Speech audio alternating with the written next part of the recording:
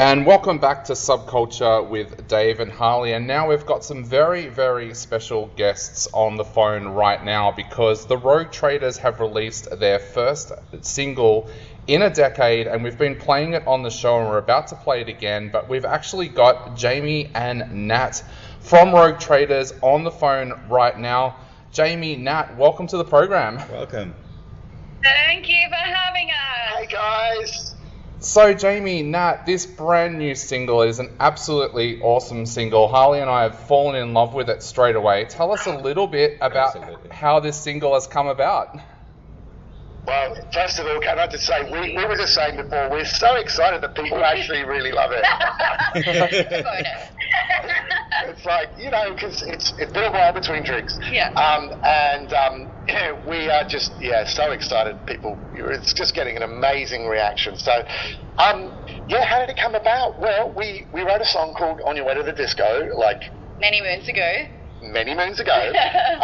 And more recently we came up with a new piece of music which we loved, but we couldn't find the right top line, the right vocal to go on top, and purely by coincidence I dropped the original lyric from On Your Way to the Disco, the verse, over this track, and it worked so well that we ended up writing a chorus for it, and Nat, you and the Cam wrote a new verse. Yeah.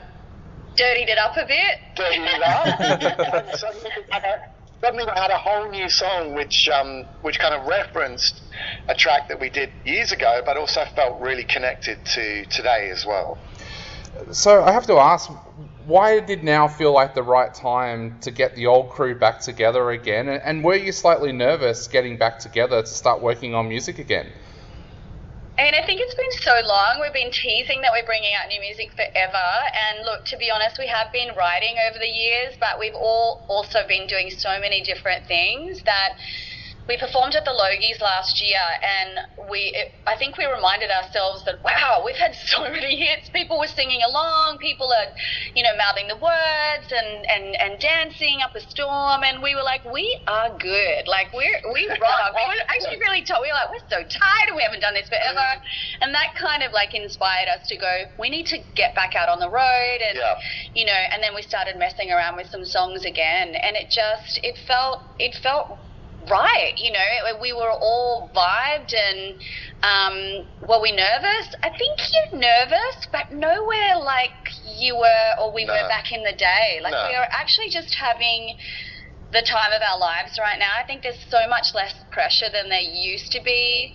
We're really grateful. We just wanted to put out a really great song and for people to do what they did in the old days, get up and dance again and sing along and have a great time and get their butts to the disco, and that's what's happening. I think that shows in the track as well. It is a nice, fun track. It just kind of hooks you and keeps going. Like, it doesn't get pretentious or anything. It just gets you in the mood, and it was good. I listened to it again this morning. I was like, oh, I'm kind of enjoying this. This is kind of like my soundtrack for the morning. It's not the time for us to write our thesis on pop music. We just wanted to make a banger. That's all. Yeah. Just a banger. Just a sweet old banger. Yeah, just something that's gonna just say. Jeez, it's fun to perform. Yeah, it is fun. Yeah. Yeah. You guys have made so many iconic tracks over the years. Harley and I were just talking before about how your tracks have been used in things like Doctor Who and things like that. How does that feel for you when you look back over your career and think how many iconic tracks you've had that have been used that have been so successful with pop culture? It's kind of, I don't think we've even thought about it for so long, and now that we're doing interviews and stuff again, it feels lovely. We're like, wow, we did remember that, and we did that, and we did that, and the Doctor Who thing was just wild at the time, Having a number 3 single in the UK was wild, like just so many moments that we cherish, but probably at the time we didn't, you're so in the thick of it that you don't really appreciate it, and in hindsight, that was some of the best times of our life. Oh, absolutely. And when you start actually counting the years it's a little bit crazy to think how long ago it actually was, but when you're performing the songs, everything's brought into the moment. Everything is happening there and then, and the songs might as well have been written yesterday, you know. So it's quite a mysterious feeling. So when you were, deciding to put a new album together, you mentioned earlier how you kind of referenced an old track to create this new track. Was that an influence on your thinking for putting a new album together? Did you want to look back at the past but also forward? What was your inspiration? Well, I would say I think all music, to a large extent, is about, you know, the present reinterpreting the past. You know, it's a continual kind of conversation that goes on, and pop music is just, I guess, one frontier of that. But yeah, I suppose so. But I mean, look, who knows what our next single will be after this? You know, we just have to make something that we love, and we'll know when it's right. You know, it's not an easy thing to pin down. It's also spontaneous, right? I don't think there was like, oh, we're going to do this, and we're going to add a song from before to now. I think James just had like an idea and went with it and presented it, and we were like, love it. And the only changes that we were like, hey, how about we add a different second verse that's a bit dirtier and a bit, you know, and that, it just, yeah, I mean, I don't think there's any rhyme or reason for how songs come about. It's just a mash-up of ideas and hope for the best. I guess, you know, you sort of know when something is a Rogue song or not. Yeah. You know, and you know, it's got to tick a lot of boxes, but yeah, but this one feels like, yeah, it connects our musical heritage with today, which is what we wanted to do. I love that you've said a couple of times now that you just needed that part in there that was just a little bit dirtier. How do you write to that idea? Like, how do you go away and go, I need to write something that's just a little bit dirtier at the moment? Very easy. James, like, I think we could, you know, dirty it up a bit and make it a bit sexier and have a lot of visual, like, connotations in there, you know, like kissing me on the floor at the disco. Come on, baby, let's go too far. Like, let's, you know, so that you're really taking the lyric and wanting to be in that space. I mean, maybe that comes from me being an actor, God, I don't know. But that's what I thought anyways. I thought, and then, I mean, the sound is already there, but I thought lyrically, if we could just kind of go over the edge a little bit and make people feel like they're on the dance floor in that very moment. It's a good call. There's some of my favourite lyrics are in that section. There's Be Ready to Feel Electric Sparks, and there's some great lines in that. Yeah, Nat's really good at that. That's one of her superpowers. And I'm like, oh, are you sure? Is it too much? I know. I'm like, no. This kid's like, oh my God, that's nothing. That's nothing. What are you talking about? Yeah. So not that dirty. But but yeah, I mean, that's one of your superpowers. Thank you. I like being the dirty person. We're going to get some great memes from this interview. Yeah. It's going to be on my tombstone. The other thing I wanted to ask too, you mentioned that you just really wanted to write a banger. How do you know when you've put down a track that that's the track to go with? Like, between you must write so many tracks. How do you know that, hey, this is the right track to bring out right now? That's a secret. There is a secret, and I'll tell you. Yes, there's a secret. The secret is, Dave, is that when you work on a track, you secretly play it out in all of your DJ gigs, and you see how it goes down.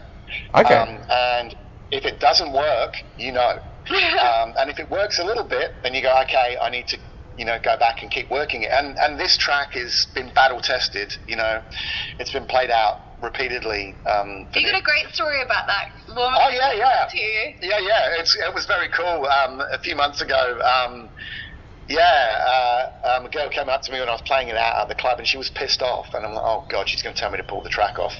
Okay, To the Disco is dead. You know, this is going to be awful. And she goes, what the hell is this track? I'm like, what do you mean? And she goes, well, I can't find it on Shazam. And I'm like, oh yeah, that's great. And I said, oh, so you like it? She goes, yeah, it's wicked, but I can't get it. What is it?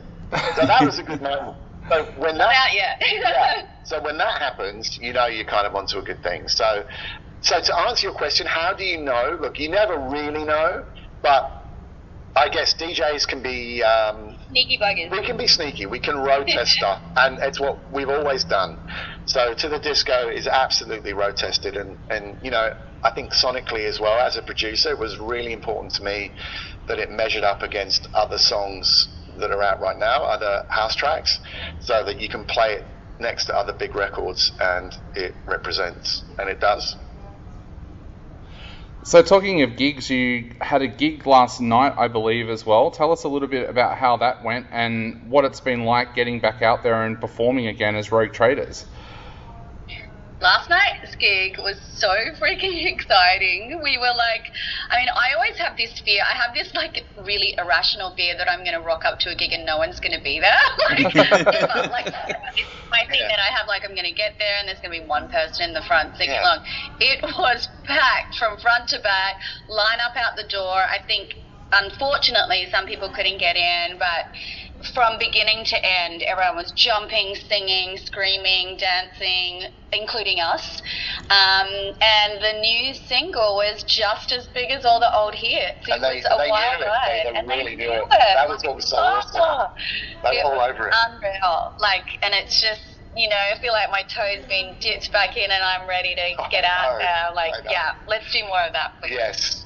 That's fantastic. That must be such a rewarding feeling. And is it that which keeps you going? Is it, you know, you guys took a break for like 10 years or so. So was it that it wasn't the same feeling? Is that why you stopped for a while and now it's back, or?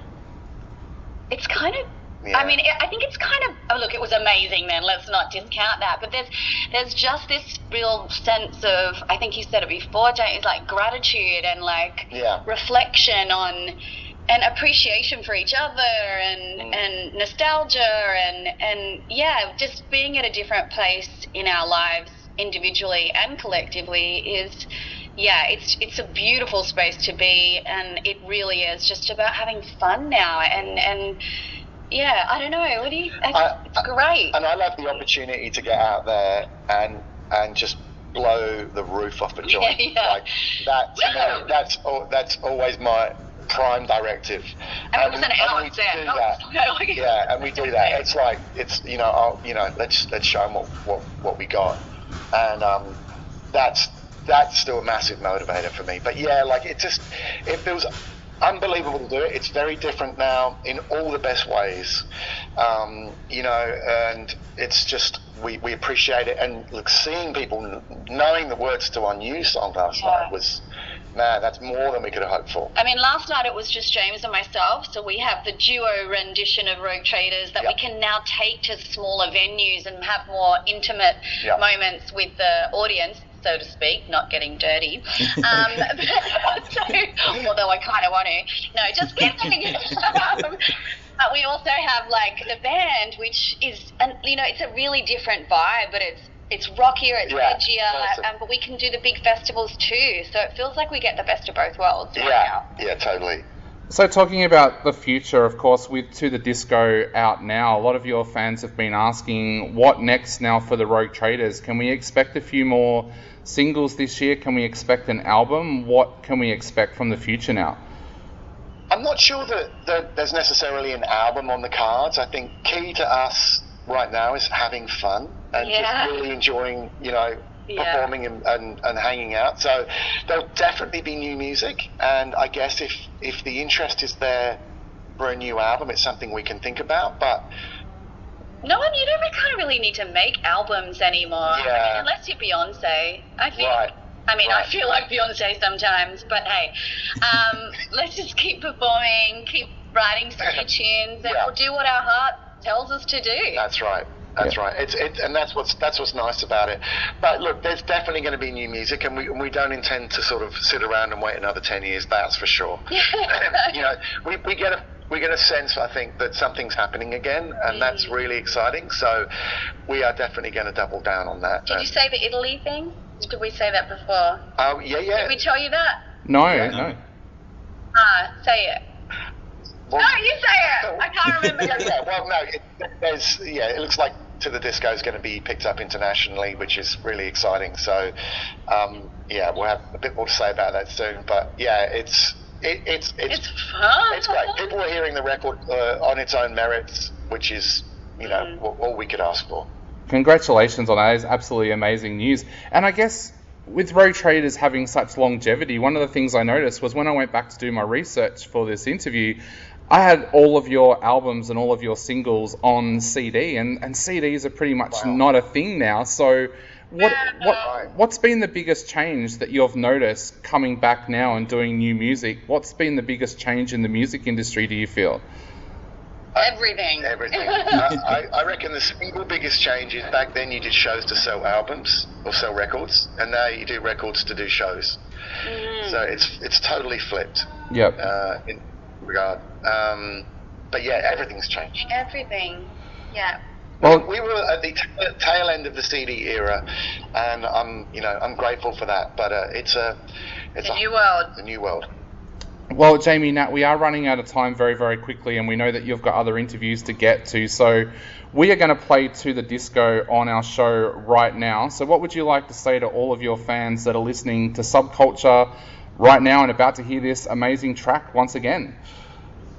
We want to say, wherever you are, whoever you are, it's time to go to the disco. Let's have it. I love you. And here we go, listeners. Here is To The Disco on Subculture.